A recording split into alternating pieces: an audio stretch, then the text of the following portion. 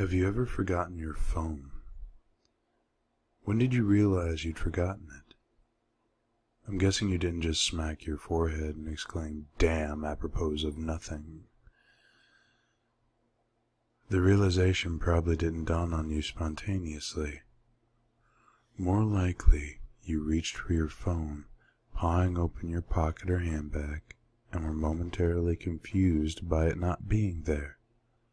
Then you did a mental recap of the morning's events. Shit. In my case, my phone's alarm woke me up as normal, but I realized the battery was lower than I expected. It was a new phone, and it had this annoying habit of leaving applications running that drained the battery overnight. So I put it on to charge while I showered instead of into my bag like normal. It was a momentary slip from the routine, but that was all it took. Once in the shower, my brain got back into the routine it follows every morning, and that was it. Forgotten. This wasn't just me being clumsy, as I later researched. This is a recognized brain function. Your brain doesn't work just on one level. It works on many. Like when you're walking somewhere, you think about your destination and avoiding hazards, but you don't need to think about keeping your legs moving properly. If you did, the entire world would turn into one massive, hilarious QWOP cosplay. I wasn't thinking about regulating my breathing. I was thinking about whether I should grab a coffee on the drive to work. I did. I wasn't thinking about moving my breakfast through my intestines. I was wondering whether I'd finish on time to pick up my daughter Emily from the nursery after work or get stuck with another late fee. This is the thing. There's a level of your brain that just deals with routine, so that the rest of the brain can think about other things. Think about it. Think about your last commute. What do you actually remember? Probably little, if anything. Most common journeys blur into one, and recalling any one in particular is scientifically proven to be difficult. Do something often enough, and it becomes routine. Keep doing it, and it stops being processed by the thinking bit of the brain and gets regulated to a part of the brain dedicated to dealing with routine. Your brain keeps doing it without you thinking about it. Soon, you think about your route to work as much as you do keeping your legs moving when you walk. Most people call it autopilot, but there's danger there. If you have a break in your routine, your ability to remember and account for the break is only as good as your ability to stop your brain going into routine mode. My ability to remember my phone being on the counter is only as reliable as my ability to stop my brain entering morning routine mode, which would dictate that my phone is actually in my bag. But I didn't stop my brain entering routine mode. I got in the shower as normal. Routine started. Exception forgotten. Autopilot engaged. My brain was back in routine. I showered. I shaved. The radio forecasted amazing weather. I gave Emily her breakfast and loaded her into the car. She was so adorable that morning. She complained about the bad sun in the morning blinding her, saying it stopped her having a little sleep on the way to the nursery, and left. That was the routine. It didn't matter that my phone was on the counter, charging silently. My brain was in the routine, and in the routine, my phone was in my bag. This is why I forgot my phone. Not clumsiness, not negligence, nothing more than my brain entering routine mode and overriding the exception. Autopilot engaged. I left for work. It's a swelteringly hot day already. The bad sun had been burning since before my traitorously absent phone woke me. The steering wheel was burning hot to the touch when I sat down. I think I heard Emily shift over behind my driver's seat to get out of the glare.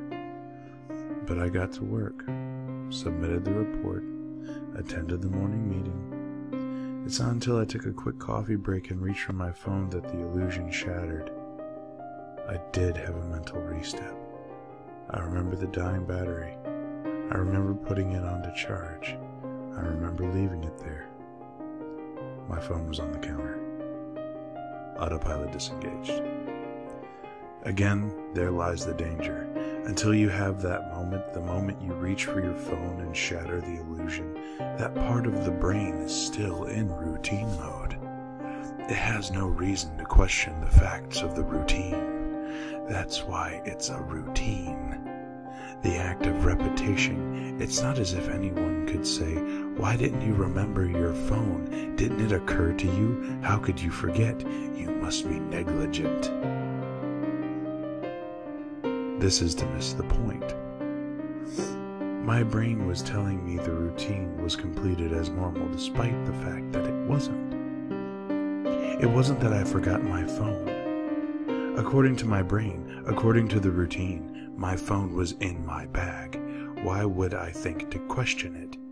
Why would I check? Why would I suddenly remember out of nowhere that my phone was on the counter?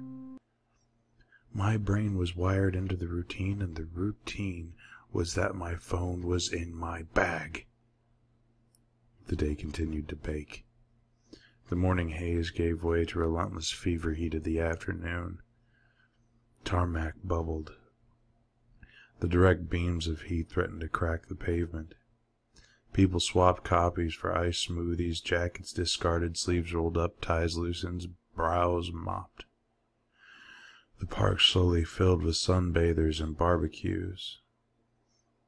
Window frames threatened to warp. The thermometer continued to swell.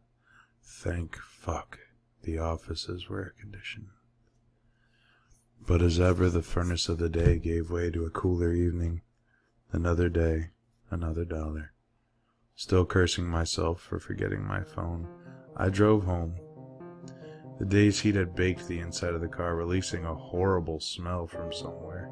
And when I arrived on the driveway, the stones crunching comfortably under my tires, my wife greeted me at the door. "Where's Emily?" Fuck. As if the phone wasn't bad enough.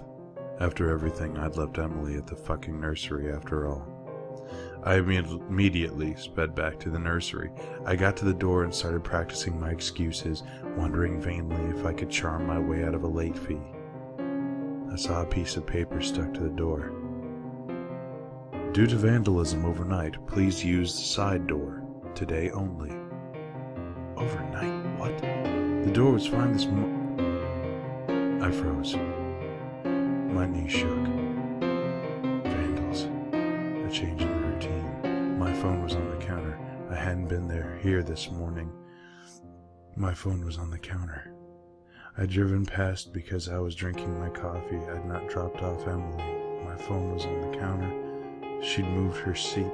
I hadn't seen her in the mirror. My phone was on the counter. She'd fallen asleep. Out of the bad sun, she didn't speak when I drove past her nursery. My phone was on the counter. She changed the routine. My phone was on the counter. She changed the routine and I'd forgotten to drop her off. My phone was on the counter. 9 hours. That car. That baking sun. No air, no water, no power, no help. The heat. A steering wheel too hot to touch. Smell. I walked to the car door. No. Shocked. I opened the door. My phone was on the counter, and my daughter was dead. Autopilot disengaged.